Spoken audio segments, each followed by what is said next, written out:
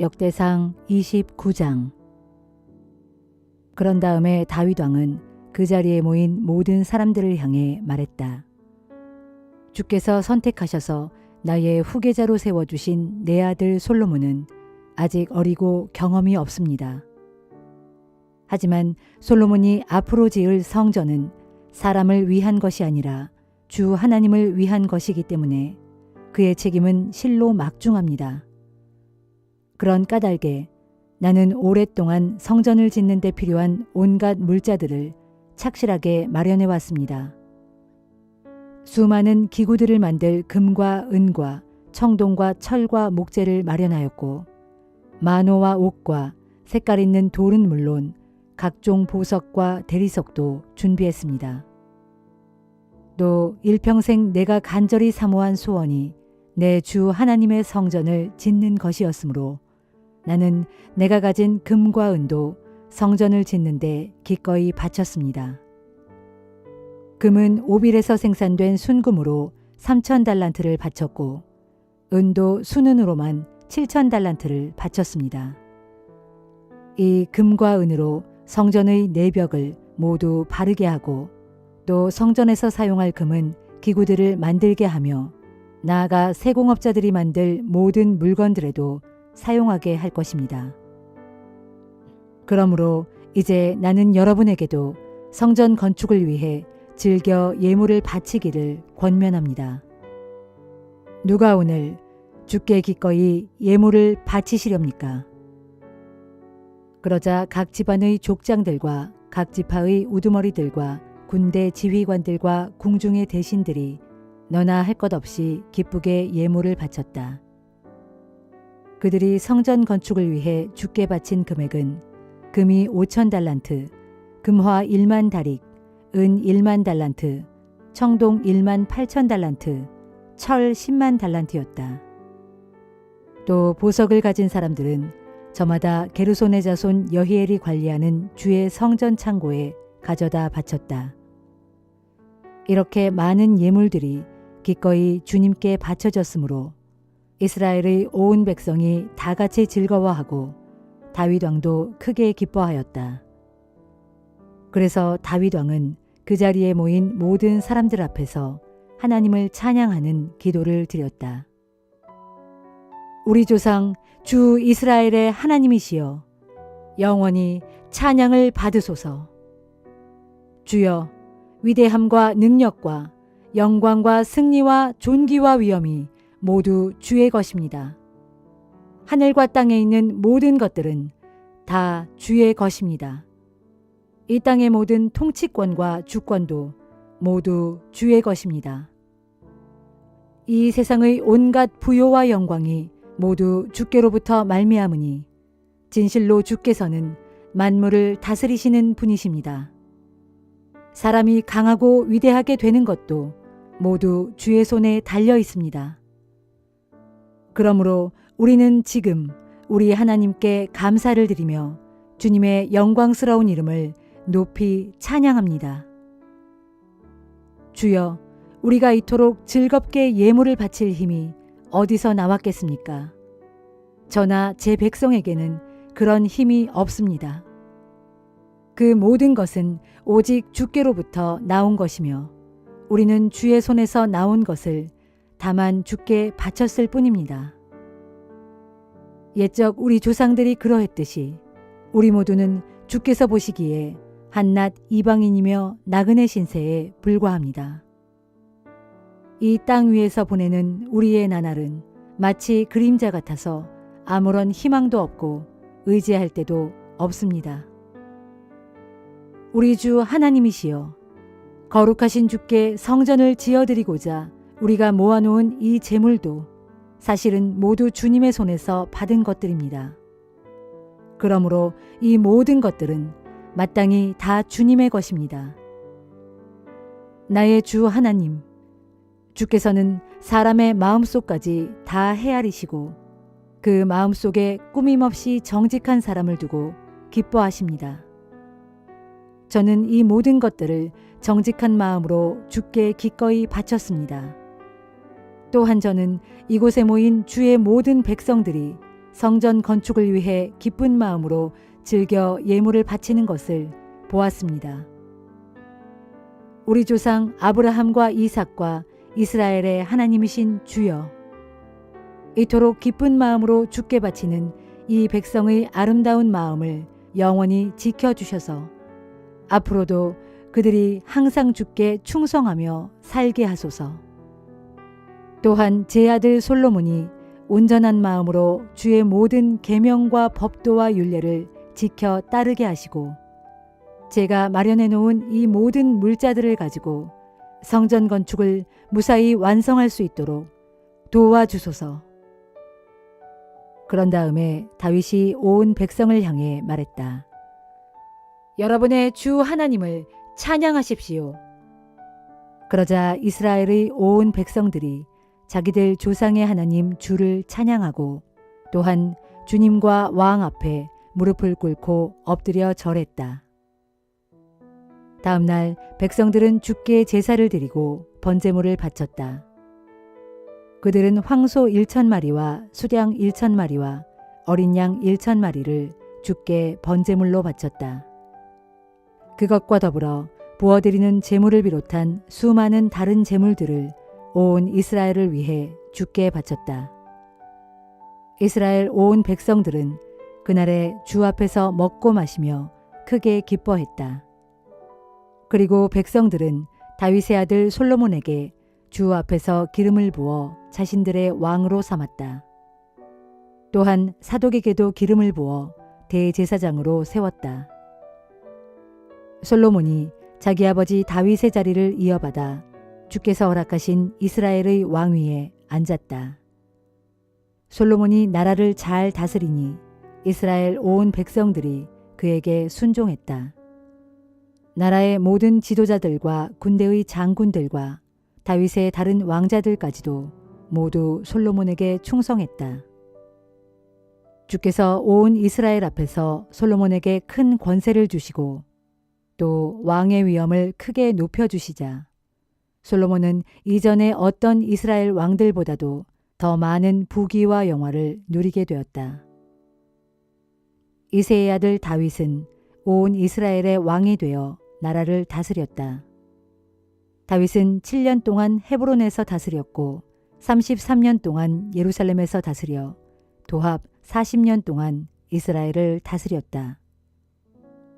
다윗이 나이 많아 백발이 되도록 높임을 받고 영화와 존귀를 누리며 살다가 마침내 수명이 다하여 죽자 그의 아들 솔로몬이 다윗의 뒤를 이어 이스라엘의 왕이 되었다. 다윗 왕의 통치 기간에 있었던 모든 일들에 관해서는 선견자 사무엘의 기록과 예언자 나단의 기록 및 선견자 갓의 기록에 자세히 기록되어 있다. 그런 기록물들에는 다윗이 왕이 된 일과 왕으로서 수행한 모든 일들이 다 적혀 있고 또한 다윗과 이스라엘과 다른 모든 나라들 사이에서 일어난 일들이 모두 적혀 있다.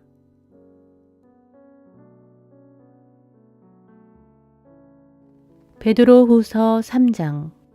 사랑하는 형제들이여, 나는 지금 여러분에게 보낼 두 번째 편지를 쓰고 있습니다.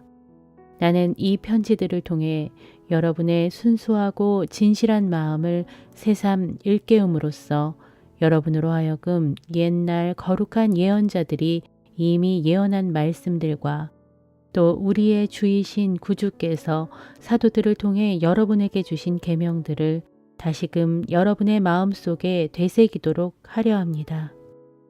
무엇보다도 여러분은 꼭 알아야 할 것이 있습니다. 그것은 세상 마지막 때에 조롱하는 자들이 나타나서 자신들의 악한 욕망에 따라 살면서 여러분을 비웃고 조롱할 것이라는 사실입니다. 그들 조롱하는 자들은 여러분을 비꼬며 말하기를 그리스도가 다시 오신다는 약속은 도대체 어찌 된 것이냐? 보아라, 아주 오랜 옛날부터 우리 조상들이 죽은 이래로 세상 만물은 하나도 달라지지 않고 처음 창조된 그대로 있질 않느냐? 라고 할 것입니다. 이렇게 그들은 태초에 하나님께서 말씀으로 하늘과 땅을 지으실 때 땅은 물 속에서 솟아나와 물로써 이루어졌다는 사실과 또 그 당시 물이 차고 넘침으로 인해 옛 세상이 완전히 멸망되고 말았다는 사실을 일부러 무시하고 있습니다. 그러나 그때와 마찬가지로 지금의 하늘과 땅도 하나님의 말씀에 의해 당장은 보존되고 있지만 최후 심판의 날에 불경한 사람들이 멸망당할 때 함께 불에 타서 없어지고 말 것입니다. 그러나 사랑하는 형제들이여, 이 한 가지를 잊지 마십시오. 주께는 하루가 1000년 같고 1000년이 하루 같습니다. 그러므로 어떤 사람들이 쉽게 생각하는 것처럼 주께서는 재림의 약속을 더디 지키시는 것이 절대로 아닙니다. 도리어 주께서는 아무도 멸망에 이르지 않고 다 회개에 이르기를 바라시면서 여러분 모두를 위해 오래도록 참고 또 참고 계시는 것입니다. 그러나 마침내 때가 되면 주의 재림의 날이 도둑같이 갑자기 닥칠 것입니다. 그날이 되면 하늘은 요란한 소리를 내면서 일시에 사라지고 세상의 물질들은 불에 다 녹아버리고 땅과 땅 위에 있는 모든 것들은 불타 없어지고 말 것입니다. 이렇게 그날에는 온 세상의 모든 것들이 불에 타서 다 녹아버릴 것인데 여러분은 과연 어떤 사람들이 되어야 마땅하겠습니까? 거룩한 행실과 경건한 생활로 주님의 날이 속히 오기를 간절히 바라고 기다려야 하지 않겠습니까? 정녕 그날에는 하늘이 불에 활활 타 없어지고 세상의 모든 물질들도 그 열기로 다 녹아버리고 말 것입니다. 그러나 믿는 우리는 주님께서 약속하신 바대로 온통 의로움으로 충만한 새 하늘과 새 땅을 기다리고 있습니다. 사랑하는 형제들이여, 여러분 모두는 그런 재림의 날을 간절히 기다리고 있으니 하나님 앞에서 한 점 흠 없는 거룩한 생활을 영위해 나감으로써 아무쪼록 평강 가운데서 주를 맞이할 수 있도록 힘쓰십시오. 또한 여러분은 우리 주께서 오래 참고 기다리시는 것이 여러분의 구원을 위함인 줄 명심하십시오. 우리의 사랑하는 형제 바울도 하나님께 받은 신령한 지혜로 이와 같은 편지를 여러분에게 썼습니다. 나처럼 바울의 모든 편지들에서도 이러한 것들, 곧 세상 종말과 주의 재림에 관한 일들에 대해 언급하고 있는데 그 중에는 이해하기 어려운 부분들도 덜어 있어서 무식한 사람들과 믿음이 약한 사람들이 다른 성경들에 대해서도 그랬던 것처럼 이런 것들도 제멋대로 엉뚱하게 해석하다가 스스로 파멸에 이르고 있습니다. 그러므로 사랑하는 형제들이여, 여러분은 이미 이 같은 사실을 알고 있는 만큼 악한 자들의 미혹과 속임수에 휩쓸려서 여러분의 믿음을 잃는 일이 없도록 정신을 바짝 차리십시오. 그리하여 도리어 우리 주시요 구주이신 예수 그리스도의 은혜와 그분을 아는 지식에서 날로 자라가기를 바랍니다. 영광이 이제와 영원토록 주님께 있기를 빕니다. 아멘.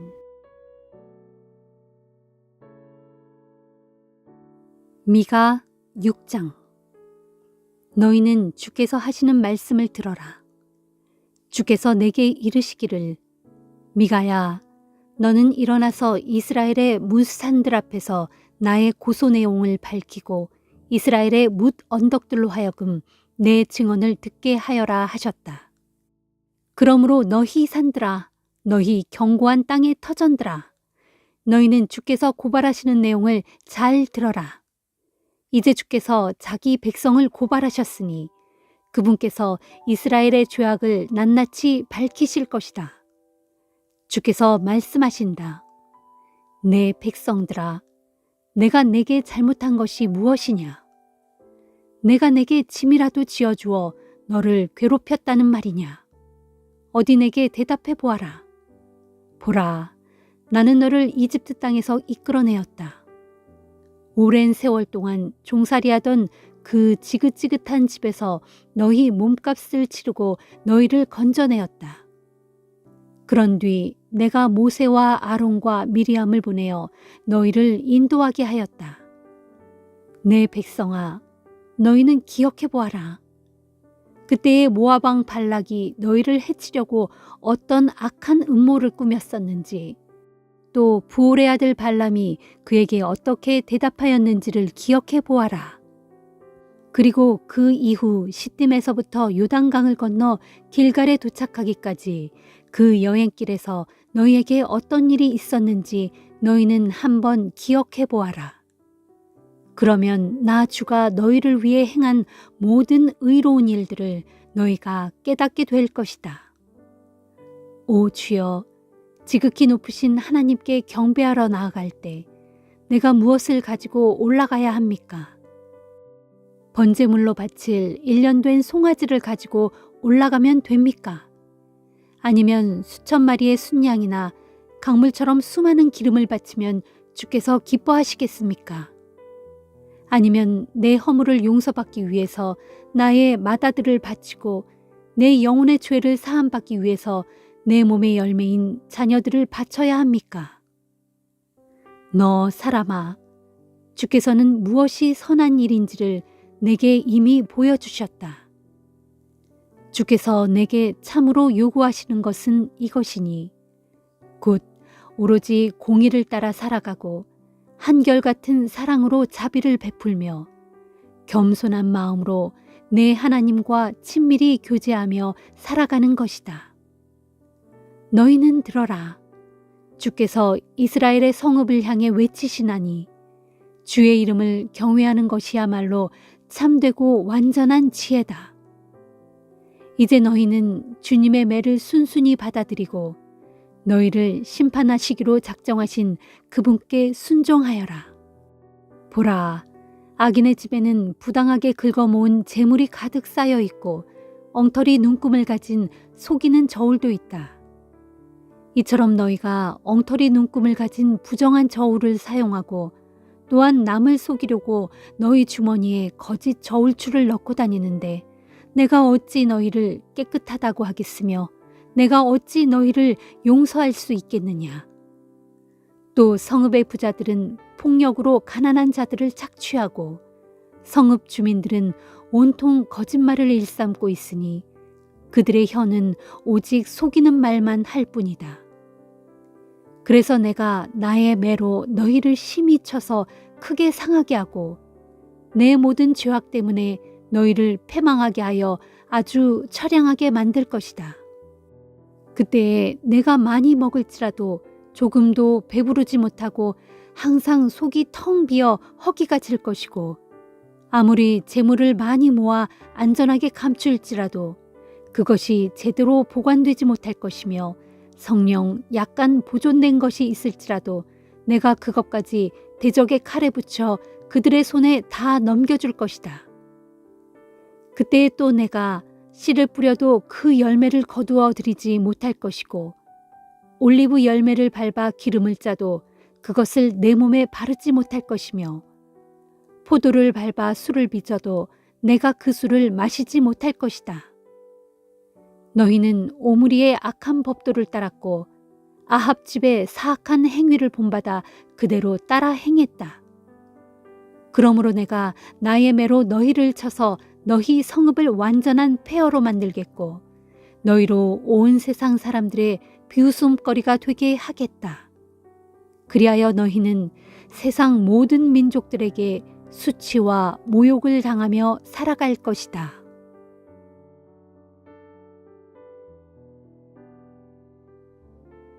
누가복음 15장. 세리들과 죄인들이 모두 예수님의 설교를 들으려고 모여들었다. 그런 광경을 보고 바리새파 사람들과 율법 교사들이 수군거리며 투덜댔다. 이 사람은 죄인들을 맞아들여 그들과 어울려 함께 음식을 먹는다. 그러자 예수께서는 그들에게 비유로 말씀하셨다. 당신들 가운데 누군가가 양 100마리를 가지고 있는데 그 중에서 한 마리가 길을 잃었다고 합시다. 그러면 그는 99마리를 그대로 들에 둔 채 잃어버린 한 마리 양을 찾으러 나서지 않겠소? 그래서 양을 찾으면 그는 크게 기뻐하며 그 양을 어깨에 메고 집으로 돌아와 친구들과 이웃들을 불러놓고 이렇게 말할 것이요. 우리 다 함께 기뻐하자. 잃어버린 내 양을 내가 도로 찾았다. 내가 진정으로 당신들에게 말하겠소. 이와 같이 하늘나라에서는 회개할 필요가 없는 의인 99명보다 회개하는 죄인 한 사람을 두고 더욱 기뻐한다오. 또 어떤 여자가 은화 10잎을 가지고 있었는데 그 중에서 하나를 잃어버렸다면 어떻게 하겠소? 등불을 켜들고 온 집안을 쓸며 부지런히 돈을 찾지 않겠소? 그러다가 돈을 찾으면 그 여자는 친구들과 이웃들을 불러놓고 함께 기쁨을 나눌 것이요. 이와 같이 죄인 한 사람이 회개하면 하나님의 천사들이 크게 기뻐한다오. 예수께서 계속 말씀하셨다. 또 어떤 사람에게 두 아들이 있었는데 작은 아들이 아버지에게 말했소. 아버지, 제 몫의 유산을 미리 나누어 주십시오. 그래서 아버지는 자기 재산을 두 아들에게 나누어 주었소. 얼마 후 작은 아들은 자기 몫을 다 챙겨가지고 먼 나라로 떠났소. 거기서 그는 술과 여자로 세월을 보내는 동안 그 많은 돈을 다 허비해버렸소. 돈은 이미 다 떨어진 데다 그 나라 전역에 심한 흉년까지 들어 그는 끼니조차 제대로 이을 길이 없게 되었소. 그래서 그는 하는 수 없이 그 나라 사람의 어떤 집에 더부살이로 들어가 돼지를 치게 되었소. 그는 너무나 배가 고파 돼지가 먹는 쥐엄나무 열매라도 실컷 먹고 배를 채우고 싶었지만 그것마저도 넉넉히 주는 사람이 없었소. 그제야 제정신이 든 그는 이렇게 말했소. 아, 내 아버지의 집에는 양식이 풍족하여 일꾼들까지도 넉넉히 먹고 남는데 나는 여기서 굶어 죽겠구나. 이제 나는 아버지께로 돌아가 이렇게 말씀을 드려야겠다. 아버지, 저는 하늘과 아버지께 죄를 지었습니다. 그러므로 이제부터 저는 더 이상 아버지의 아들이라고 불릴 자격이 없습니다. 다만 저를 일꾼으로라도 써 주십시오. 마침내 작은 아들은 그곳을 떠나 자기 아버지의 집으로 향했소. 그가 아직도 먼 거리에 있는데 멀리서 아들이 오고 있는 것을 본 아버지는 불쌍한 마음이 들어 얼른 달려가 아들의 목을 껴안고 입을 맞추었소. 그때 아들이 아버지에게 말했소. 아버지, 저는 하늘과 아버지께 큰 죄를 지었습니다. 이제는 아버지의 아들이라고 불릴 자격조차도 없습니다. 그러나 아버지는 종들에게 이렇게 말했소. 어서 빨리 이 집에서 가장 좋은 옷을 꺼내다가 내 아들에게 입혀라. 손가락에 반지를 끼워주고 발에 신발을 신겨라. 그리고 살진 송아지를 한 마리 잡도록 해라. 내가 큰 잔치를 베풀고 이 기쁨을 모든 사람들과 나눠야겠다. 자, 보아라. 죽었던 내 아들이 이렇게 다시 살아왔다. 내가 아들을 잃었는데 이제는 다시 찾았다. 그래서 그들은 큰 잔치를 벌였소. 한편 그때 밭에서 일을 끝내고 집으로 돌아오던 큰아들은 집 가까이 이르렀을 때 자기 집에서 노래하고 춤추는 소리가 흘러나오는 것을 들었소. 그는 종 하나를 불러 자기 집에 무슨 일이 있느냐고 물어보았소. 종이 대답하기를 동생이 집에 돌아왔습니다. 그래서 어르신께서 동생이 무사히 돌아온 것을 축하하시고자 송아지를 잡아 큰 잔치를 벌였습니다. 하였소. 그 말을 듣고 큰아들은 화가 나서 집에 들어가려고 하지 않았소. 아버지가 나와서 달랬지만 큰아들은 아버지에게 투덜거렸소. 아버지, 저는 여러 해 동안 아버지를 위해 뼈 빠지게 일했고 아버지의 말씀을 한 번도 거역한 적이 없습니다. 그런데도 아버지는 지금까지 친구들과 함께 즐기라고 저를 위해 염소 새끼 한 마리조차 잡은 일이 없습니다. 그런데 이게 뭡니까? 창녀들에게 아버지의 돈을 다 써버린 아들이 왔다고 그를 위해 송아지를 잡고 큰 잔치를 벌이시다니요. 아버지가 큰아들에게 말하기를 아들아, 너는 항상 나와 함께 있었고 내가 가진 것들은 모두 네 것이 아니더냐. 그러나 생각해 보아라. 네 동생은 죽었다가 다시 살아왔고 잃었다가 다시 찾았다. 그러니 내가 잔치를 벌여 즐기고 기뻐하는 것이 마땅하지 아니하냐 하였소.